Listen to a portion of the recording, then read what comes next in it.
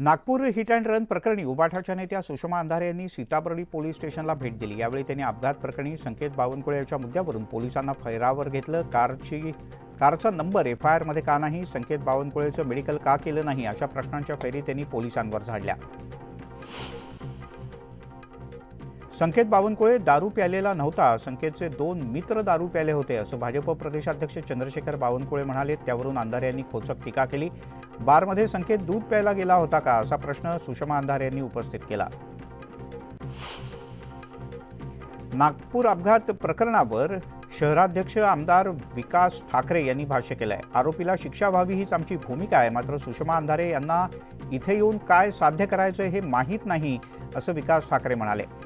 लढाई कशी लढायची हे आम्हाला माहीत आहे, असंही ठाकरे यांनी नमूद केलं। नागपुरातील अपघातग्रस्त वाहनात लाहोरी बारचं बिल मिळालं। या बिलमध्ये बीफ कटलेटचा समावेश होता, असं संजय राऊत यांनी म्हटलंय। संकेत बावनकुळे कायद्यापेक्षा मोठा आहे का, फडणवीस यांना जनता माफ करणार नाही, असा हल्लाही संजय राऊत यांनी चढवला। काही जागांवर मैत्रीपूर्ण लढत झाली तर काही वावगं होणार नाही, असं वक्तव्य जालन्याचे शिवसेना नेते अर्जुन खोतकर यांनी केलंय। कार्यकर्ते फुटू नयेत आणि पक्ष वाचावा यासाठी सगळ्यांनीच असा प्रयत्न करावा किंवा तसा प्रयत्न करावा लागेल, असंही खोतकर यांचं म्हणणं आहे। भाजपचे अंधेरी पूर्व विधानसभा मतदारसंघातील संभाव्य उमेदवार मुर्जी पटेल यांनी ठाण्यात मुख्यमंत्र्यांची भेट घेतली। अंधेरी पूर्व विधानसभा मतदारसंघ शिवसेनेला सुटण्याची चिन्ह असल्यानं मुर्जी पटेल यांनी मुख्यमंत्री एकनाथ शिंदे यांची भेट घेऊन त्यांच्याशी चर्चा केली। खासदार अशोक चव्हाण यांचे मेहुणे माजी खासदार भास्करराव खतगावकर हे काँग्रेसमध्ये प्रवेश करणार असल्याच्या चर्चेला उधाण आलंय। अशोक चव्हाण यांच्यासोबत खतगावकर यांनी देखील काँग्रेसला रामराम करत भाजपात प्रवेश केला होता। आता पुन्हा एकदा खतगावकर काँग्रेसमध्ये जाणार असल्याची चर्चा सुरू आहे। शरद पवार 2 दिवस बारामतीच्या दौऱ्यावर आहेत। यावेळेला गोविंद बाग या शरद पवार यांच्या निवासस्थानी कार्यकर्त्यांनी मोठी गर्दी केल्याचं पाहायला मिळालं। विधानसभा निवडणुकीच्या पार्श्वभूमीवर शरद पवार यांची भेट घेण्यासाठी इच्छुक उमेदवारांनी मोठी गर्दी केली आहे। मुख्यमंत्र्यांच्या अध्यक्षतेखाली ग्रोथ हब नियामक मंडळाची स्थापना करण्यात आली। याबद्दल राज्य सरकारकडून अध्यादेश जारी करण्यात आला आहे। देशातील काही शहरांमध्ये ग्रोथ हब म्हणून विकास केला जाणार आहे। राजकोट किल्ल्यावरील पुतळा दुर्घटना प्रकरणी सहआरोपी चेतन पाटीलला मालवण दिवाणी न्यायालयानं न्यायालयीन कोठडी सुनावली। चेतन पाटील याच्या वकिलांनी जिल्हा न्यायालयात जामिनासाठी अर्ज केला। या अर्जावर 13 सप्टेंबरला जिल्हा न्यायालयात सुनावणी होणार आहे। भंडारा जिल्ह्यात मागच्या 2 दिवसांपासून ढगफुटी सदृश्य पाऊस झालाय, त्यामुळे वैनगंगा नदीला पूर आलाय। गोसेखुर्द प्रकल्पाचे 33 दरवाजे उघडण्यात आले आहेत। भंडारा जिल्ह्यामध्ये 2 दिवस ढगफुटी सदृश्य पाऊस झाल्यानं सखल भागात मोठ्या प्रमाणात पाणी साचलंय। पावसामुळे शेतातील उभी पिकं जमीनदोस्त झाली आहेत। धान कुजून खराब होण्याची दाट शक्यता असल्यानं शेतकरी आर्थिक अडचणीत सापडलाय।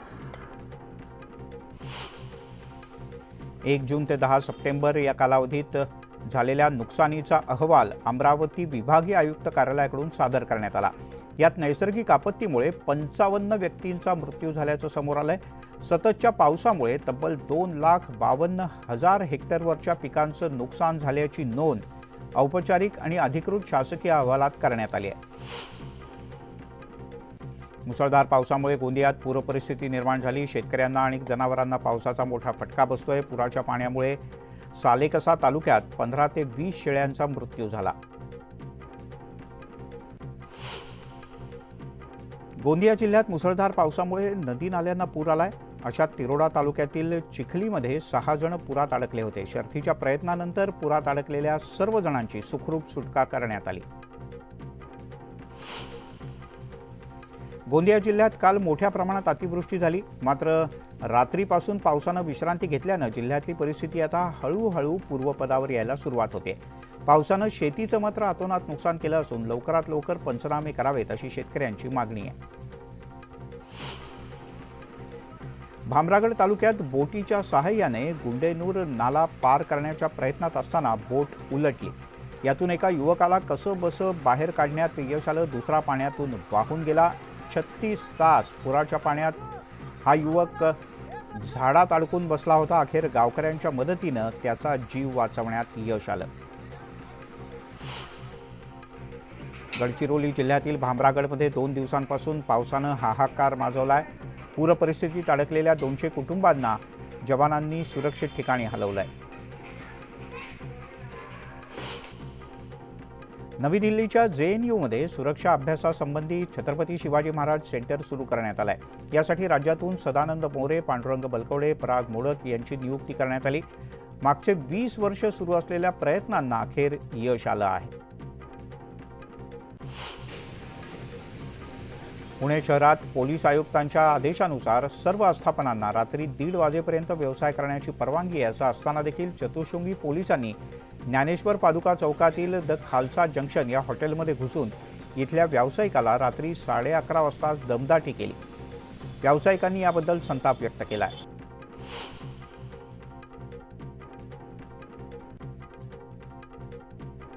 पुण्यातील ऐतिहासिक भिडेवाड्याच्या कामाला अखेर सुरुवात झाली. भूमिपूजन न करताच थेट काम सुरू करण्यात आलंय. कामातील डिझाईनच्या मतमतांतरामुळे मोठा कालावधी गेला. यानंतर आता थेट कामाला सुरुवात करण्यात आली.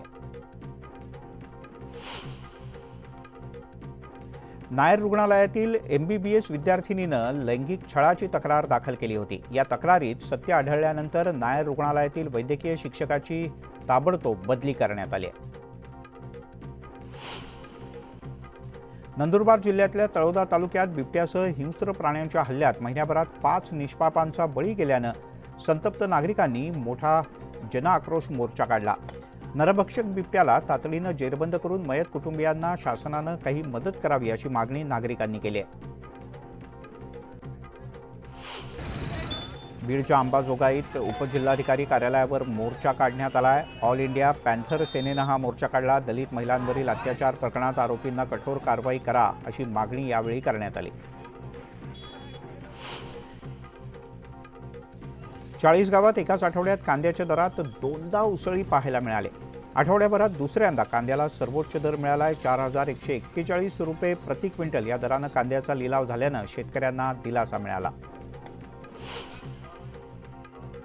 सातारा जिल्ह्यात माण खटाव खंडाळा तालुक्यात रात्रीच्या सुमारास अज्ञात ड्रोन घिरट्या घालत असल्याचं पाहायला मिळालं. 2 महिन्यापूर्वी सुद्धा अशाच पद्धतीनं ड्रोन घिरट्या घालत असल्याचं निदर्शनास आलं होतं. या प्रकारामुळे नागरिकांमध्ये भीतीचं वातावरण आहे. वाशिम जिल्ह्यामध्ये मागच्या 6 महिन्यात फवारणी करताना 47 जणांना विषबाधा झाली आहे. विषबाधा टाळण्यासाठी कृषी विभागाकडून व्यापक जनजागृती करण्याची मागणी केली जाते. नालासोपाऱ्यात 30 वर्षीय महिलेवर अत्याचार करण्यात आला. या प्रकरणात महिलेच्या तक्रारीनंतर अचोळे पोलीस स्थानकात 3 आरोपींच्या विरोधात गुन्हा दाखल करण्यात आला. आरोपींना 5 दिवसांची पोलीस कोठडी सुनावण्यात आली आहे.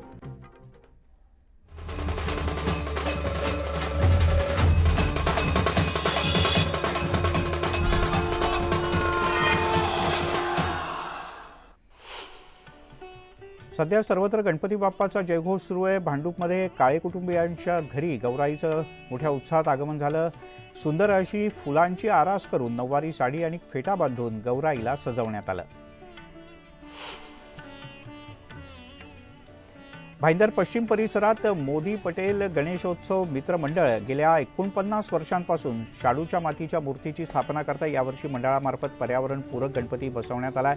पर्यावरणाला वाचवण्याचा, त्याला समृद्ध करण्याचा संदेश देण्यात आलाय. 14 विद्या आणि 64 कलांची माहिती देणारा देखावा बदलापुरातील पुंडलिक नरेकर यांच्या घरी साकारण्यात आलाय. फुलांच्या पाकळ्या आणि शाडूच्या मातीपासून गणरायाची मूर्ती साकारण्यात आली आहे.